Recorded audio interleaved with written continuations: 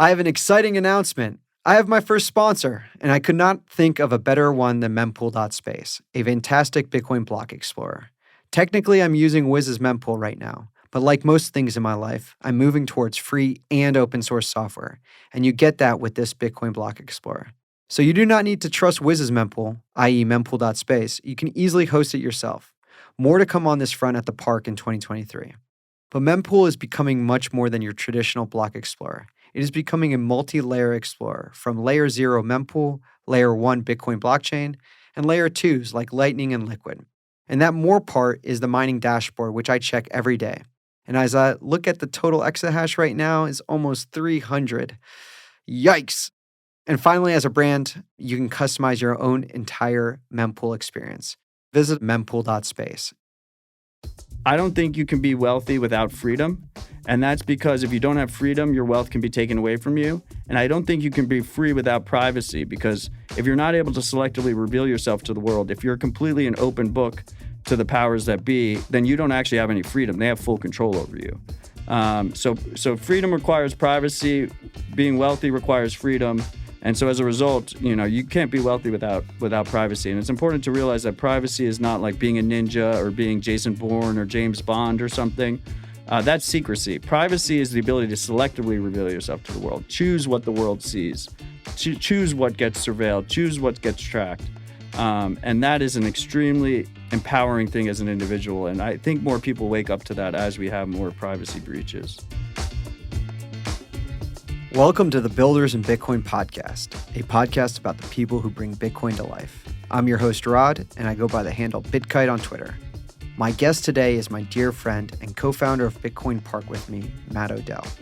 Matt is a Bitcoiner and has been broadcasting signal to Bitcoiners through his podcasts and commentary for longer than I have been in Bitcoin. I owe a lot of my journey to him, and I'm excited to share our wide-ranging conversation with y'all.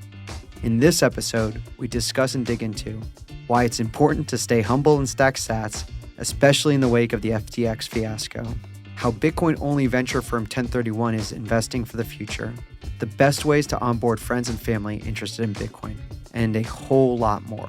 I hope you enjoy this episode as much as I did. Let's just jump right into it. Matt Odell, how the heck are you? What up, Rod? How we doing, buddy? Doing well. Good to see your face. Chaotic week. To say the least, that's for sure. That's for sure. And we could go down that quick rabbit hole of all the events that are happening or have happened and are happening while we're recording right now. But I want to say, I was just scrolling through your Twitter, and I have a little bit of a confession. I thought it was kind of annoying every morning, this whole good morning, stay humble and stack sats. I'm like, Matt, really? Again? It's been like 44 days in a row or something like that. As it really? I was just like, I manually type it every morning. Oh, I have no doubt that you manually type it. I just no scheduled tweets. Yeah, you're definitely not a scheduled tweet guy. But I was just like, you don't have any other things to say or any other. That's all that needs to be said. And you nailed it right there. That is all that needs to be said. Good morning, stay humble, and stack sats. I mean, I don't know if any more truer words in the Bitcoin space have been spoken. Did you see, by the way, you may have retweeted this, and it may have been you that actually sent this to me. There was that Pepe that was skating through. Yeah, I sent that to you. Okay. That was fucking awesome. He's just rollerblading through the apocalypse with my good morning, stay humble, stack sats tweet. He's like listening to music, just rolling through the apocalypse, like the world's blowing up around him. Yeah. Okay, we're not going to go down this gratuitous path, but it's really cool to see like people taking that meme. I think I saw Gladstein this morning even tweeted out from there's the India Bitcoin conference. Yeah, he was in India, and there was like 20 Indian Bitcoiners there with him, and they wished me good morning and stay humble, stack sats. Yeah, it's pretty cool to see. The other one that was that gave me a chuckle when I woke up that morning was our boy Harper on the day after FTX. From OpenSats? Yeah, the day after FTX went down at like 6:30 in the morning, he tweeted out, GM Odell, please say the thing. Oh man, I think the youths are going to be all right, man. Harper, Nick can't mine. We have Dave very Zell, strong young Bitcoiners, very bullish. very bullish. I mean, I I had Zell on the podcast, Grant on the How podcast. about Barack? Barack just taking down the Lightning Network. He's super young too. I had him on the open source stage in Miami this year. Yeah, and you just had that recording on Citadel. Yeah, he joined me on Dispatch. Yeah, how? Okay, true confession. I haven't listened to it just yet. How did that episode go? If you run a Lightning node, you need to listen to this episode. I know everyone has forgotten that 2 weeks ago all the LND nodes went down, and then like 2 weeks before that, all the LND nodes had gone down, and there was two different bugs, similar bugs, like same class. But the end result was the same. Was that if you were running an LND Lightning node, which is the majority of the Lightning network, your Lightning node stopped being able to check the Bitcoin chain. Which is a critical vulnerability because that's how you can tell if a Lightning counterparty is trying to cheat you. So I rushed to get a dispatch together, and I wanted all the Lightning implementations. And I kept saying to them, I was like, we need all the Lightning implementations, and we need to do it ASAP because everyone always forgets. Well, needless to say, I didn't think FTX was going to collapse in between that happening. So, but you know, I was very proud to get that conversation out because it's an important conversation, and it's a perfect example of trying to focus on the signal over the noise. While everyone was freaking out about FTX releasing shows that got them tons of engagement off of the chaos, we were on Dispatch. We were just focused on the fundamentals. Let's make Lightning Network more robust. You know, how should Lightning node operators and the developer ecosystem kind of respond to this situation? And what the path is forward. Yeah. Citadel Dispatch, go check it out if you have not listened. Definitely a top 100 Bitcoin podcast out there. Top of the charts on Fountain. That's true too. That was my way of giving Matt a humble, what do you call it, dig, because he loves to give me a couple of those. I love the Dispatch listeners. We have the best audience. You really do. And on and Matrix they join us well. in the live chat too, which is really unique. Yep. And there's no moderation on the live chat. No moderation. So you can say whatever you want to say, and you'll be on air. That's cool. Speaking of that work, you know, and I will say SBF and this whole FTX stuff just took me, you know, kind of blindsided me in a way because a number of my investment or thesis or explaining Bitcoin, I was going to these like, well, these are the risks associated with it. That's why you need to hold your own keys. You need to, you know, learn how to, use your Bitcoin properly and so on. I had nuclear war higher than insolvency of one of the top 5 exchanges out there. Not going to make a run. So you had nuclear war with like Ukraine, Russia? Well, I do not have nuclear war high up on my list, period. No, it's not high on my list. On a list. Rod, when I got into Bitcoin around the Gox time. Gox was imploding, but hadn't imploded yet. You know, when I first got into Bitcoin, when I first was told about Bitcoin was 2012, I dismissed it. Early 2013, I'm like, oh, there might be something here, and I start paying attention to it a lot. And the cracks started to show on Gox. And as a relative newcomer, I looked at it and I was like, well, this shit seems shady as fuck. Like, it's definitely going to go down. And then I was amazed, 4 months, 5 months later, when withdrawals finally froze, Roger Ver released his famous video that looks like he has a gun to his head saying everything's all right with Gox. How many of the so-called OGs that came, 3 years earlier and 2 years earlier and 4 years earlier to the space, well, 4 years earlier was like right in the beginning, were caught off guard by it and surprised by it. And that shaped my whole Bitcoin experience. I have, from that point, any Bitcoin that has ever touched a custodian, I've just assumed is lost the second that custodian has control. And when it comes to actually, buying Bitcoin, it was always get them off ASAP. The culture of Bitcoin in 2014, 2015, 2016 was very, very strong on self-custody and that any exchange could go under. And we saw like everyone knows Gox, but we saw a bunch of exchanges go under. There was MintPal. There was Cripsy.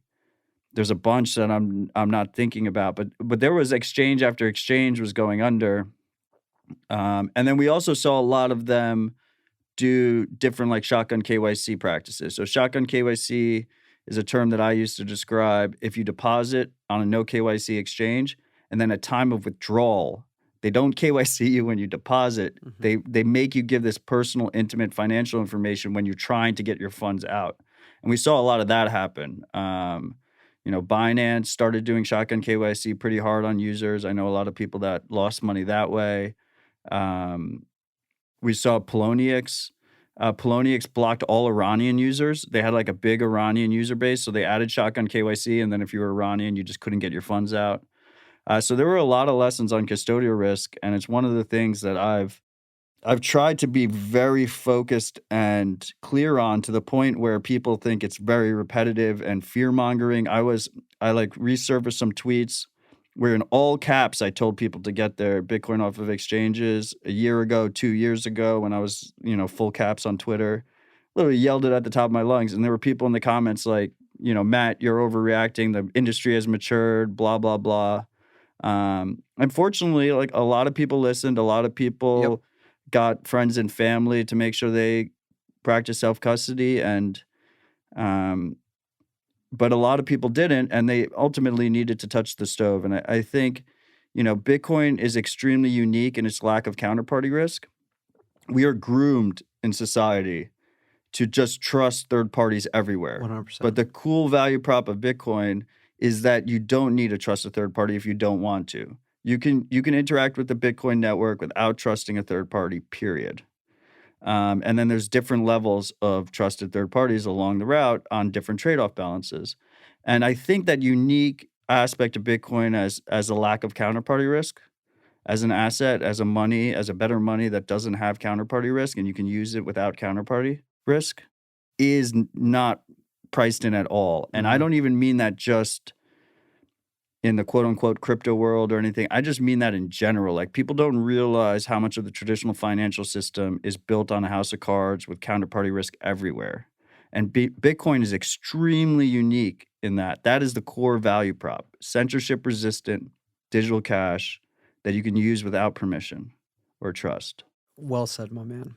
I think you're seeing this also, and I don't want to call anyone a LARP or anything like that, but you're seeing those house of cards from the traditional finance folks that are now maybe propped up a crypto VC or doing any of these things, come out and say, hey, we have 10, 20% of our clients' assets on, FTX, or we had 100% of our assets on, FTX, and didn't truly understand. They may have said, hey, not your keys, not your coins, and said the story about like holding it yourself, but they didn't really act on it on their own.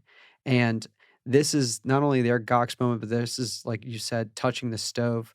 And I don't know how you go back to trusting a counterparty or a custodian with your most precious asset. Well, people will. Some people will learn, and it'll improve. I practice something that I like to call doomer optimism. Doomer optimism. Okay, Tom, this is our doomer optimism segment. So my belief is, we have never been in this situation before. We have never been in this situation before where so much of our lives are digital, that so much of our lives rely on trusted third parties, where you have a lack of personal responsibility, that so much of our lives are surveilled and digitally tracked. And what I expect is, as a result of this trend, more and more people will get burned for various different things throughout their lives. And as that happens, they will realize the need to improve their situation. And when they realize that need, it's important for us to have tools and education available to empower them at that moment. This collapse will educate people and convince people of the need to take personal responsibility and self-custody more than all the podcasts, all the YouTube videos, all the books combined. Like, it's not even close. But that doesn't mean the podcasts, the YouTube videos, and the books aren't necessary. That education needs to be there when they realize the need, so they can go seek out that education. And the tools, the open source tools that empower these individuals, need to be there, need to be easy to use, convenient to use for those people when they realize the need. Yeah. So speaking of, we're going to come back to the KYC, no KYC, because I do have a specific question in terms of helping onboard our friends and family. But you had a tweet and I want to pull it up. It was like something around working 5 jobs and trying to stack as many sats as possible. I'm pretty sure maybe you and I worked together on 2 of those 5. But what advice would you give to a younger person that's looking to stack as many sats as possible? Do you recommend going down this route of working as many jobs and as possible, or staying more focused on one and then expanding your skill set? So for the longest time, I was a strong vocal proponent of not working in the Bitcoin space. Um, working outside in a fiat job, we called it the fiat mines. A lot of us would call it, um, and trying to maximize earning potential. Period. The idea is if Bitcoin is the most scarce asset we've ever known, and it's in its infancy of its adoption cycle, then a dollar today is worth $5 in 5 years or whatever, right? A one Bitcoin today is worth 5 Bitcoin in 5 years, right? The getting your cash flow up Yeah. now and getting as much of it into Bitcoin sooner rather than later is imperative. But the second thing is, I've seen so many so-called influencers and industry people in the space be corrupted by working inside the industry. So Hmm. it's always been important to me as someone that is active in the Bitcoin space to maintain my independence. And working outside of Bitcoin makes it very easy to do that. Your revenue stream is completely detached from Bitcoin, everything Bitcoin. If a bear cycle happens, your company isn't almost going to go under. You obviously aren't working with directly working with any companies in the space. You don't have to like report to someone who might be a superior or might be a business partner or something like that. It allows you to not only maintain your independence, but it's very resilient among Bitcoin bear cycles. That course worked for me in the beginning, but it kind of broke me inside. I wasn't interested in it. I was just doing it to make money. What I really enjoyed was working in Bitcoin, was surrounding myself with Bitcoin and moving this mission forward. So I made a conscious decision that I wanted to move into the Bitcoin space. And I have those, but all of a sudden I have those two issues that working outside of Bitcoin provided me, which was independence and a reliable large income stream. How do I solve that if I'm going to work in the Bitcoin space? The easiest way to solve that is to have many different things you're doing in Bitcoin so that you're not beholden to any specific job, So maybe right? counterparty risk associated with one employer I mean, or we see this. yeah. You know people in the Bitcoin space that like someone says their name and it's like, oh, that's the guy that works at Swan, or that's the guy that works at Unchained, right? Yep. That is wrapped up in their identity. They are one and the same. They obviously all have their own opinions, and we have a lot of very bright Bitcoin people that work at these companies. But they get very tied to whatever that specific brand or company or initiative that they're running. So if your goal is to maintain independence and resilience of your cash flow, then working many different things where you're not beholden to any specific person and never ending up in a situation where you're self-censoring yourself and you're choosing the words you say because of business relationships, is a very ideal position to be in. And this is relatively new for me. Like I haven't been working full-time Bitcoin. It's like been about like 2 years or something. But the strategy has been working pretty well. I think I've been able to maintain my independence very strongly. The funny thing is, you're working 5 jobs. Like my revenue is, my cash flow is just barely higher than when I was just working outside the Bitcoin space, completely independent. But philosophically, Yeah. motivationally wise, like I feel a lot better because I'm surrounding myself with Bitcoin and I'm focused on this mission of just, Bitcoin and the greater open source movement is just getting this out in front of people. And then on the point of why I sent out that tweet is because people overthink this stuff. Like how can you actually accrue wealth in this space? And the name of the game is survival Yep.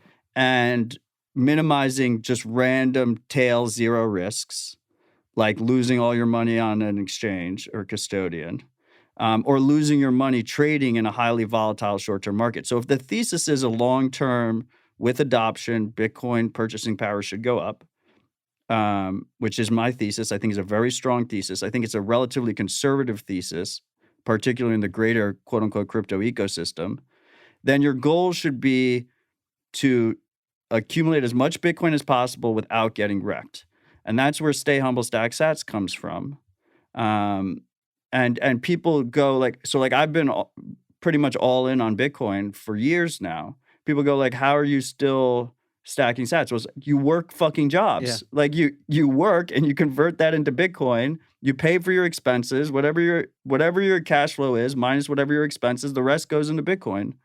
And long term, that should pay off. And meanwhile, there was a bunch of people in this most recent market downturn that were dunking on Bitcoiners saying, oh, you're stacking sats, like you're down now, you have paper losses, you're lower purchasing power. Like, congratulations, a lot of them have zero now, right? Where humble stackers are outperforming some of the so-called greatest investors in the world who all got wrecked on fucking FTX. So, or on Luna before that, or on Celsius, or on fucking whatever. And they're probably not the only ones that are going to go down during this contagion. So there's no easy path to stacking sats, that's for sure. And I got to give you a lot of credit because your time, capital, and reputation is all in on Bitcoin. And any of these younger kids, especially, Bitcoin fails, I'm fucked. And right, I mean, I think well, buddy, you and I are in the same freaking boat together. I think we're sharing the same life jacket, by the way. So if Bitcoin fails, we both fail. It's not great. It's not a strong swimmer. Actually, I don't know really how to swim. So save me, please. Mi familia. One of the things, going back to the youths, like the Knicks and the Harpers and the Davids and so on, one thing that's really nice about the park is that we get a lot of these younger folks that are coming by from Vanderbilt to Belmont and so on. Yeah, right next to the colleges. Yeah, and it's just so inspiring. Even though most of the young Bitcoiners I know have all dropped out of college. Which is, I also don't think, to each their own. But I will say my advice to them is, you're young. The only thing you should really care about is getting about 6 to 8 hours of sleep, and everything else is just learning, enjoying your time, and making as much money as humanly possible, right? In terms of being able to stack and preserve your future purchasing power. So having multiple revenue streams rather than being reliant on one revenue stream is of the utmost importance, especially in this crazy volatile world where we don't even know which way is up right now. I don't know, next thing you know, CZ's like Binance goes down, Coinbase, whatever. I mean, I'm now assuming all of them are insolvent or going to be insolvent. But let's table that for a second. 5 jobs. So podcasting, Citadel, RHR, Park. One of the newer ones, I would say, in the last maybe year or so is being a partner at 1031. How is that? That's totally outside, by the way, right? What? You've never been like an investor or just stayed humble and stacked sats. Yeah. So 1031 is our Bitcoin only venture fund. Yeah, I mean, I've never, the venture space, if anything, I've always been anti-venture, just because in this space, so often we see these major venture funds just, loading into the scams and loading into the shit coins. I mean, it's for good reason. We have a perfect example this last week because we saw FTX was valued at $32 billion, championed by some of the largest venture funds. They enabled that Ponzi scheme. Like, they straight up enabled it. So to me, venture has always been extremely parasitic in the Bitcoin space and the greater, so-called crypto industry. So I've always been super anti-VC, and our managing partner over there, Grant, reached out to me, like, listened to the podcasts, followed me on Twitter. Like, he cold Telegram messaged me, and he was like, Matt, like, I know you hate venture, but let me finish. Like, he's like, we're launching this thing called 1031, and we want to do it differently. We want to be almost like the anti-venture fund, and do it the Bitcoin way, do it with Bitcoin principles. And I met up with him, and was it the first time in Miami when you guys met up at the conference? No, I met him before that, I think. I definitely met him before that. I think it's public, but we're both former New York Bitcoiners. So anyway, the point is, I've never been in the venture space. I never really respected VCs, but what I do have is I've been in the Bitcoin industry for a long time, and particularly with Rabbit Hole Recap. I mean, doing a weekly news show for 4+ years, you really get. I have an extremely strong understanding of where the different Bitcoin projects are, who are leading the Bitcoin projects, who are the devs that I respect a lot.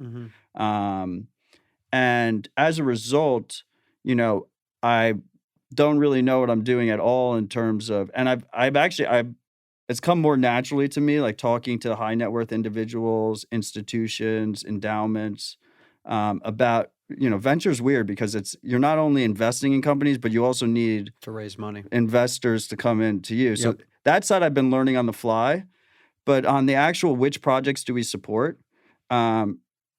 We support all my favorite projects. Like I'd already done all that research. Yep.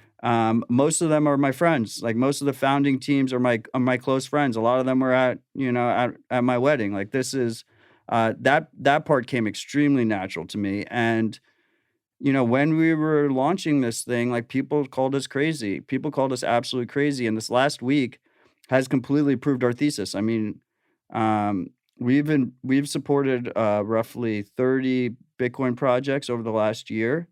And if you look at all of them, the overwhelming majority, the thesis of their company has been proven this last week. They're all in, very strong position to survive this bear market.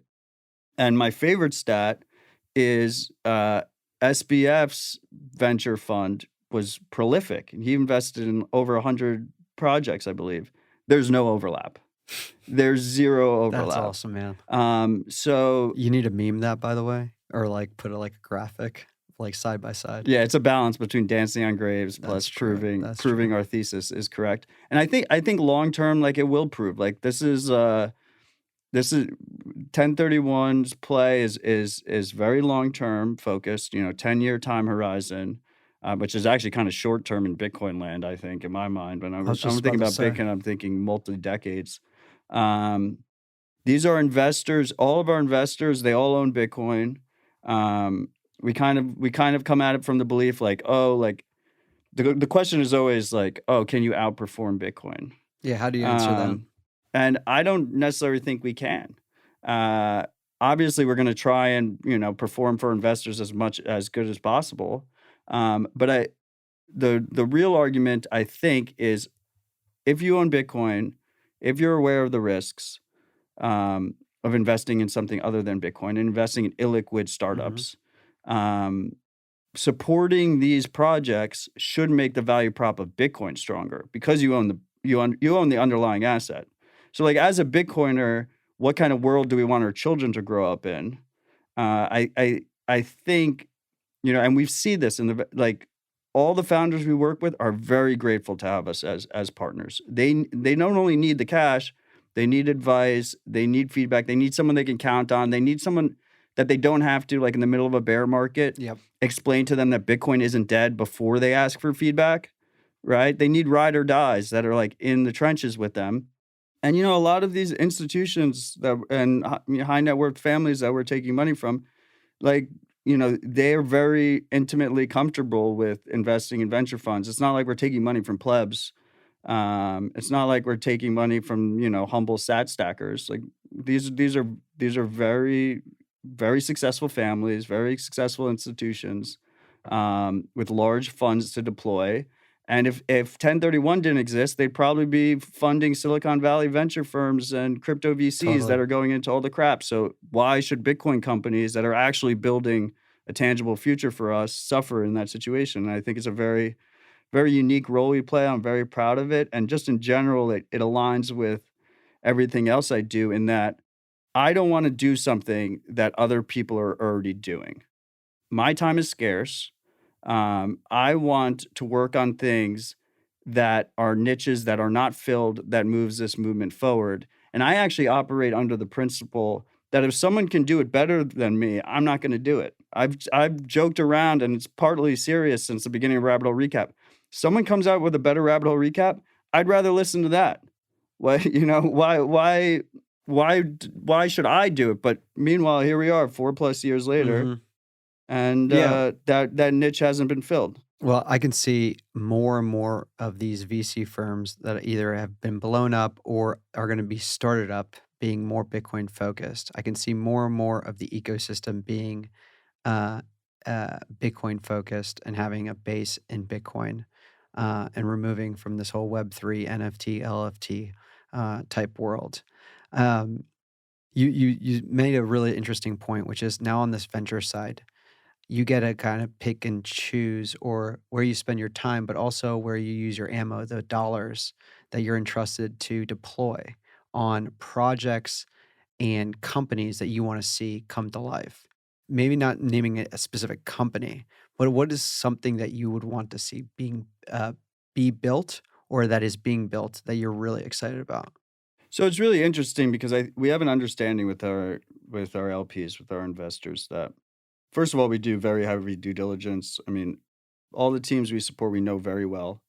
Um, we actually do real due diligence, so it's not like uh, like You're not, Sequoia and all these large firms that went into FTX and did basically fuck all. dude. That's one way to ruin Um, your brand after like a but 100+ years or but when we whatever. look at deals, we look at basically two things. Obviously, the obvious thing that I assume all venture funds are really seeking to do, which is maximize their investment and get a return on investment. But then the second thing that we always bring into equation is how does this impact Bitcoin? How does this impact Bitcoin adoption going forward? How does this help out individual Bitcoiners? How does this help out the potential value prop of Bitcoin, the underlying asset? And there's situations, particularly because a lot of our founders are low time preference, non-fiat type of people. They're true Bitcoiners, um, where they're not. If a regular venture fund looked at this stuff, it wouldn't work for them because they like the fiat bullshit Yep. growth, not cash flow positive, return on investment through an exit really quickly to some kind of private equity firm or something, or sell to a larger company.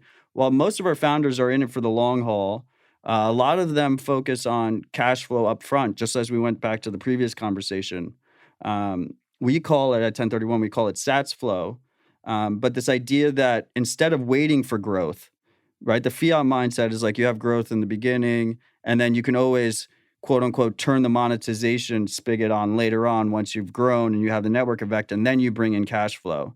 And investors are willing to wait and wait and wait on increasing valuations because ultimately, eventually, maybe you'll be profitable. But on a Bitcoin standard, like the sooner these companies are actually making Bitcoin, Yeah. earning Sats flow, the better, because the purchasing power of Bitcoin is going to be presumably way higher in 5-6 years. You can't just wait for that growth. So we like good old fashioned, like value style companies that are bootstrapped, that actually make Sats Hmm. flow right now, that are not growth. Um, but then also, like I said, like some companies we look at, and maybe it's not the most clear cut uh, decision to support them based on an investment point of view, but it is based on what it can do for the ecosystem. And a perfect example, I think, I mean, we're also hoping that she's very successful, is we recently were the only fund to support a lot of our projects. We're the only ones that come in. Hmm. Um, we recently had the honor of supporting Steph Oh, with cool. Peach. And Peach is this idea of a P2P, um, very easy to use interface on a phone, mobile first, that allows you to buy and sell Bitcoin with other Peach users. And a lot of her inspiration comes from modern day convenient apps that have very good flows. And like one we joke around about is like Tinder for Bitcoin, Hmm. making buying no KYC in a P2P way as easy as swiping right on Tinder. And it's a very noble mission. It's a mission that we need in Bitcoin. We need those easy to use tools that allow people to trade with each other. Um, it comes with massive regulatory risk, right? But I think Bitcoin's in a better place if we support a project like that. I have a ton of faith in Steph. I think she's a fantastic operator. I think she's a fantastic person. I've known her for years. Um, and we're willing to take that risk supporting her I love that. as a result. But I think a quote unquote typical fund, venture fund, would probably look at it and be like, there's too much risk, too little reward here for us. But as Bitcoiners coming out from Bitcoiner principles, it makes sense with 1031. You nailed that answer with two other questions I had. So I appreciate that in your Matt Odell style. I couldn't agree more. Some of the longer tail that you don't see the exact return on investment, but you see the benefit of return on for Bitcoiners. I guess your RFB, although that may be, or RBF is a hot topic right now. You see how I'm like all over the place there. But we're in the States, right? And we get this all the time at the park, right? Like, what's the easiest and best way to buy Bitcoin? How do you answer that question here in the States? So, first of all, I mean, the question is not how do you buy Bitcoin? That's not the question we got. The question that really happens is you have a friend or family member that's interested in Bitcoin and they're asking you about it, right? And what a lot of Bitcoiners recently, what they do is instead of understanding that question for what it is, which is a friend or family member that's interested in Bitcoin, they understand it as a how do I buy Bitcoin question. And most of them will just drop them a ref link to some regulated service and send them out to the wolves to figure it out themselves. I am strongly against that. I think the first thing you should do with anyone who's interested in learning about Bitcoin is have them down a mobile wallet. I really like Moon Wallet for its ease of use and with 2 U's. Blue Wallet works if you're not using Lightning because the Lightning is custodial. Breeze is great if you're using Lightning. Phoenix is great if you're using Lightning. But you have them install a mobile wallet that you like and you use. Samurai if they're on Android. You have them download that mobile wallet, and then you send them a little bit of Bitcoin. Peer-to-peer, censorship-resistant payment. Not with a regulated institution, not with a custodian, not with a trusted third party. You send them actual Bitcoin to keys they control, have them send some back. One of the things I like doing with friends early on is they pay for dinner or lunch, and then I pay them some Bitcoin. Let them feel the real power of using this money. Rather than just immediately sending them to a regulated service. Then after you do that, the prudent move is to explain the trade-offs to them. Yes. They can choose convenience and use a regulated service like a Strike or a River, or they can choose a more private option and go the so-called no KYC route. I feel like we've already lost the narrative that is no KYC, that it should be KYC and just buying Bitcoin, but that's besides the point. And the trade-off should be made clear to them. The trade-off should be you are going to give intimate personal financial information to these regulated institutions. They are going to keep that on file forever. They might share it with people. It might get hacked. It might get leaked. And it will get attached to your Bitcoin purchase and withdrawal history. How much Bitcoin you bought on this date, which addresses you sent it to, on whatever dates you sent it to.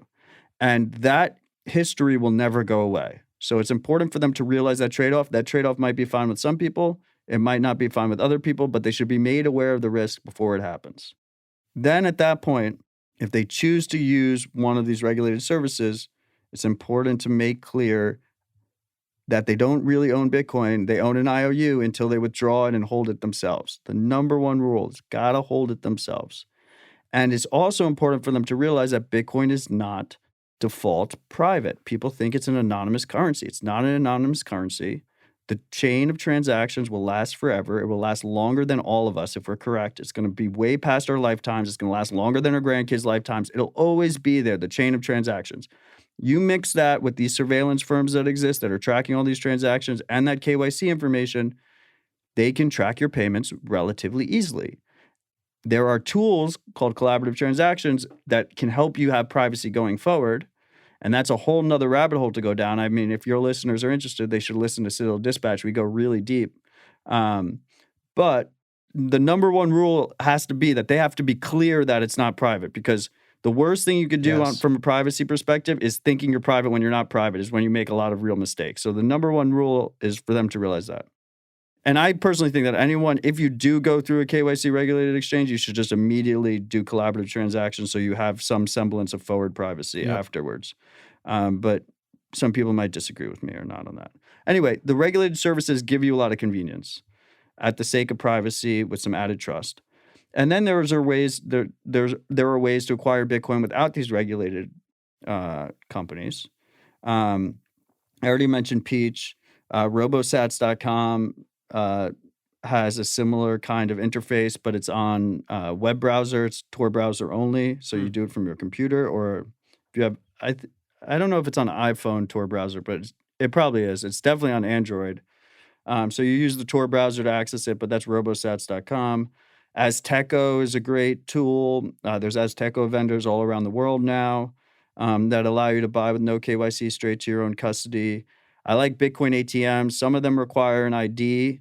I don't like those. Some of them only require a phone number. Those are better, obviously, from a private information point of view. You're not, uploading a selfie. You're not uploading your home address and stuff. But that phone number can be used as an identifier. So if you don't use a burner phone number, keep in mind you are linking some information there. But even then, I think, even if you use like your fully doxed phone number, which you shouldn't, it's still a better situation privacy-wise. There's different layers here. Ultimately, there are a lot of different ways to go here. And earning Bitcoin yourself, mining Bitcoin is another way, which is basically earning through compute, non-hosted mining. But the number one thing is people understand the risks. And they understand the risks, and two, that when you first introduce them to Bitcoin, it's not sending them a ref link. It's actually sending them real Bitcoin, letting them feel the power of that Bitcoin. And then just the third thing is on Dispatch, episode 43, I did with Bitcoin Q&A. It's 2 hours, start to finish.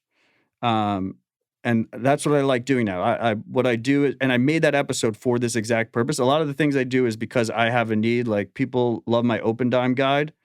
It's because I was giving Open Dimes out for Christmas, and then the same, like, every person would ask me, like, how do I get the money off? I was like, I better make a guide, and then I sent them the guide. So episode 43 of Dispatch is literally start to finish.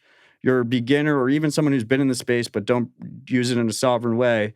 What are the steps of onboarding if privacy matters to you? And I think privacy should matter to everyone. And the way I frame that is, I know a lot of the people that are listening are probably here to be wealthy, to get wealthy, but I don't think you can be wealthy without freedom. Yep. And that's because if you don't have freedom, your wealth can be taken away from you. And I don't think you can be free without privacy, because if you're not able to selectively reveal yourself to the world, if you're completely an open book to the powers that be, then you don't actually have any freedom. They have full control over you.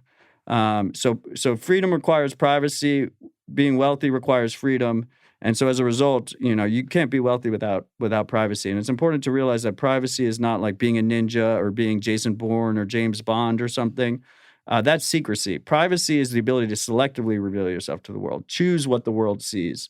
Choose what gets surveilled. Choose what gets tracked. And that is an extremely empowering thing as an individual. And I think more people wake up to that as we have more privacy breaches. Well said, my man. The amount of, and by the way, the Moon Wallet example is a great example, because when I do that all the time, have them download the wallet, all of a sudden I send it from my phone, let's say, and they see the whatever check mark that may come up on my phone, and then automatically it comes up on their phone, and they say, wait, what just happened? And I go, hey, did you enter your driver's license? And they're like, no, I didn't. Did you enter an email address? They're like, no, I didn't do that. Wait, I don't understand. I have Bitcoin right now. And then we'll go to, like, let's say. It hits them. It hits them because they feel that, because we're accustomed to entering information to then get something back in return, whether it's giving something out and then getting that. Where there is still the attack vector of the app store, if you will, for downloading the app or that kind of trade-off. But putting that aside, that's a pretty special moment. And then having them you kind of made a reference to the point, but having them then send it to buy something or send it to some random person that they may not even know, that may be in the UK, or I'll also say, by the way, I could have been anywhere in the world and I just sent you that, and you just happen to be. Yeah, I've done it virtually too. Like, I have them text me an address, because there's just something cool about, like, they sent you a signal message with letters and numbers, and all of a sudden it changed on their phone. It changed into the hardest money ever created. Right? Like, they actually see it on their phone is like a pretty crazy concept for people, just this random string of letters and numbers.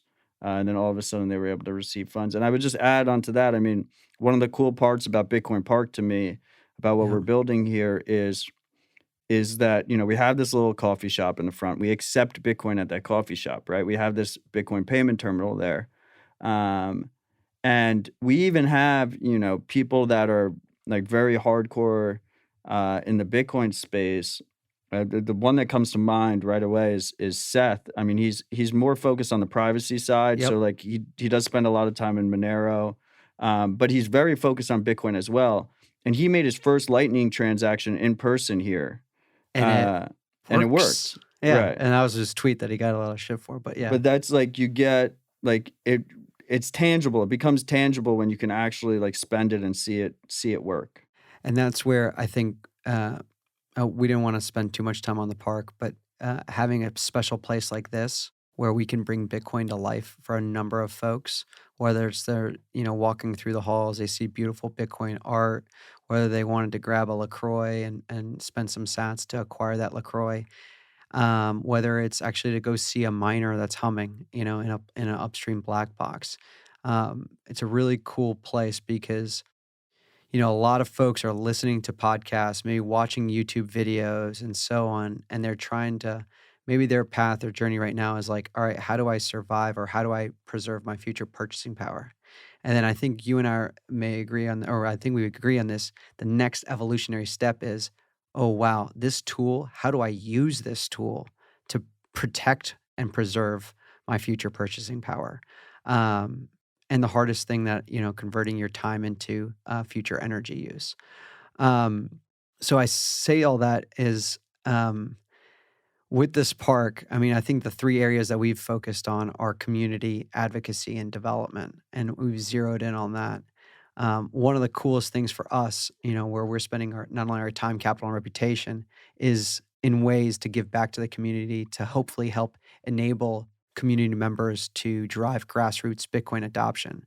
Because Bitcoin is not a top-down phenomenon, in my opinion. It starts at the local, hey, I want to get Grassroots. local grassroots level.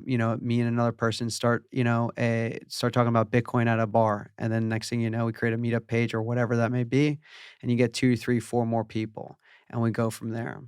What would you recommend to someone that's listening here? It's a little bit off topic, but I'm just curious your thoughts to starting their own meetup and why that is important. First of all, I mean, wherever you live, it's been extremely encouraging and beautiful to witness this growth of this grassroots Bitcoin movement. 2020 was a year where governments around the world forcibly confined people to their homes, told them not to meet in public. And at the same exact time, local Bitcoin communities started blossoming around the world in almost it's almost completely inversely correlated. And it was absolutely beautiful to watch. And that these global communities are stronger than ever. I mean, we were just talking about earlier in this conversation about Gladstein being in India with the local Bitcoin community over there. And so the first thing you should do is see if there's an actual Bitcoin meetup, Bitcoin community in your area, and go to it. Like you don't have to. I know everyone gets nervous. I was very nervous when I went to my first meetup, my first Bit Devs in New York. Like, it's completely normal to be nervous. Just go to it. You don't have to talk to anybody if you don't want to talk to anybody. Bitcoiners are very respectful of privacy. They will not take pictures of you. Most of them will not take pictures of you. If they do take pictures of you without your consent, they can go fuck themselves. They're a very rare breed in the Bitcoin space.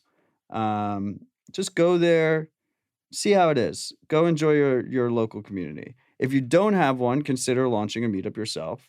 And I would say that the simplest way to start is meet at a local bar. I hate meetup.com, but everyone uses meetup.com. Yep. So set up a page on meetup.com, tweet it out. You can tag me in it. I'll retweet it. I usually hate when people ask for retweets, but I have a carve out for meetups because I just love, I think that's like the most fundamentally bullish thing in Bitcoin is these growing local communities that are distributed around the world. So I will help you get exposure. One of the cool things in Rabbit Hole Recap is we have these, if you send $50 worth of Bitcoin, Marty will read whatever you send on air. And a lot of them are announcing new meetups. Like they're using it Cool. as a venue to announce new meetups on the weekly show. So consider doing a shout out there. But I will retweet it. I'll expose it. You'll get like, maybe if you're lucky, you'll get like 7 to 12 people on the first one.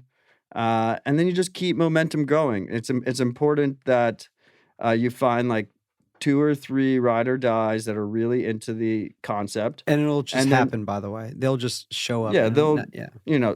It'll be obvious. And make sure that one of them is there on a regular cadence.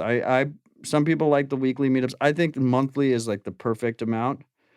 Especially in the beginning when you're trying to build a community, but momentum is very important. You want to just keep, and I know I'm telling this to someone that has a lot of experience because I watched you build the Nashville Bitcoin meetup month over month.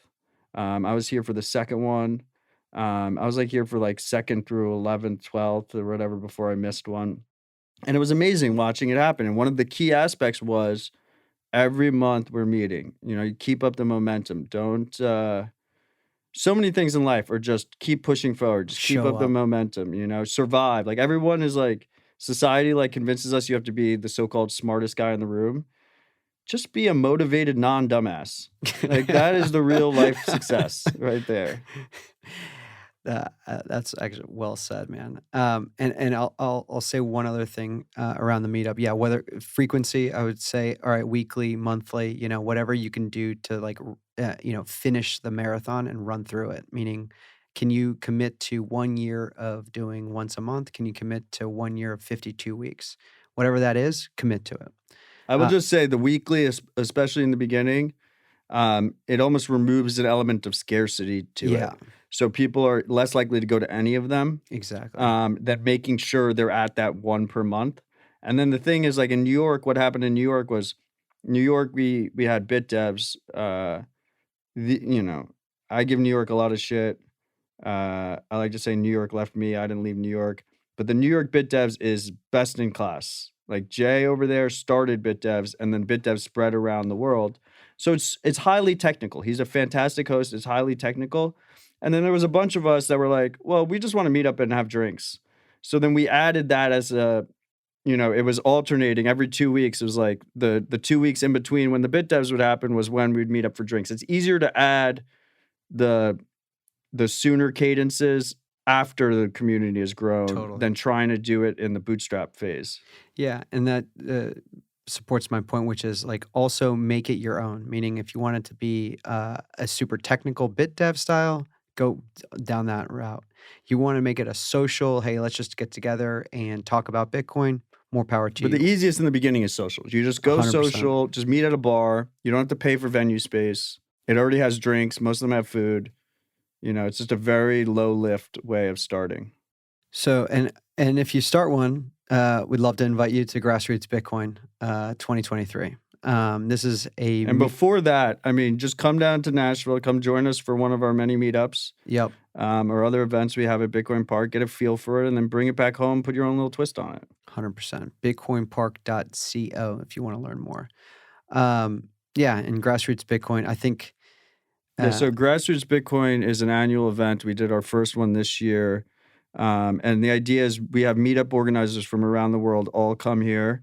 We all collaborate. We learn from each other, and we just have a good time. Yeah, 2 days. Very special event. Yeah, 2 days of like the first day we'll pretty much have you and I'll organize like panel discussions and so on. And then the second day we like to have open it up and do more workshops and but you can only come if you help run a meetup. So consider that an incentive to start one by you too. That's my what they call the CTA or call to action is, and then also you got to get in our Telegram group. So start the meetup, get them invited into that Telegram group, and then we'll love to have you out here, buddy.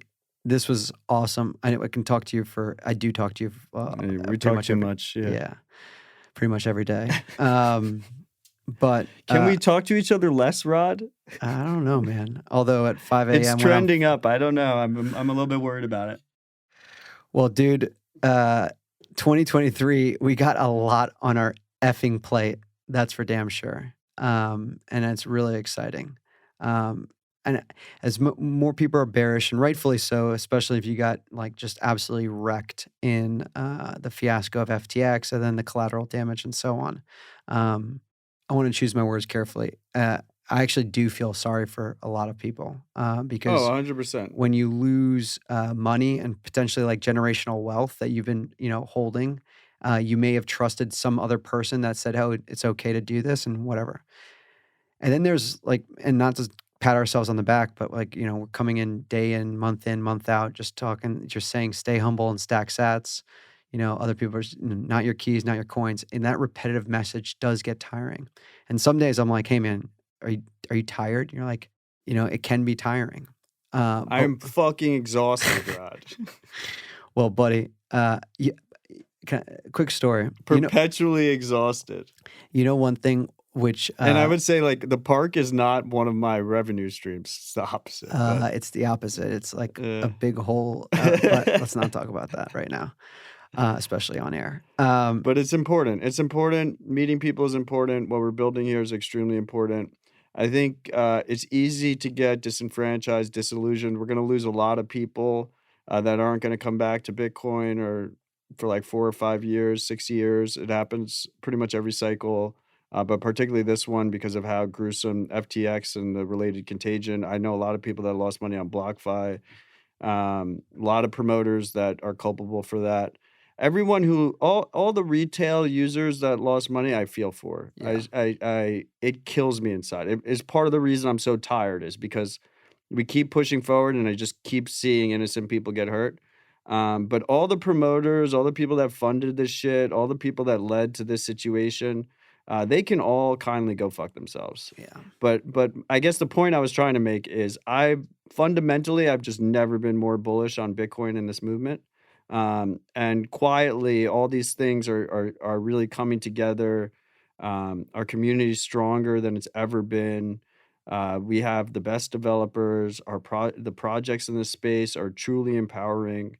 And that gives me hope. I said earlier, I'm all in Bitcoin. If Bitcoin fails, I'm fucked. Well, I strongly believe that regardless of me being all in Bitcoin, if Bitcoin fails, I'm fucked. Like I don't want my kids to grow up in the world without Bitcoin. They need that. They need this tool for freedom just as much as they need encrypted messaging and other open source software. So, yeah, ride or die. Love you, man. That's a great place to end. Thanks for your time, buddy. Appreciate you. Cheers. Hey, everyone. I hope you enjoyed my conversation with Matt as much as I did. Matt's evergreen optimism and focus on a future built with Bitcoin are inspiring to say the least. If you're enjoying the pod and want to automatically stay up to date, please like and subscribe in your favorite podcasting app. And make sure auto download is on. This would also mean the world to me, so thank you very much. Lastly, come visit us in Nashville at Bitcoin Park. The Bitcoin community here in Nashville grows stronger by the day. We hinted at a number of events, pop-ups, workshops, summits, and meetups, and even launched Nash BitDevs here at the park. More to come on this, especially in 2023. So if you want to be the first to know, join our meetup page at bitcoinpark.co and check the show notes for this episode for a link to the Bitcoin Park Discord server so that you can stay connected with us. Until next time.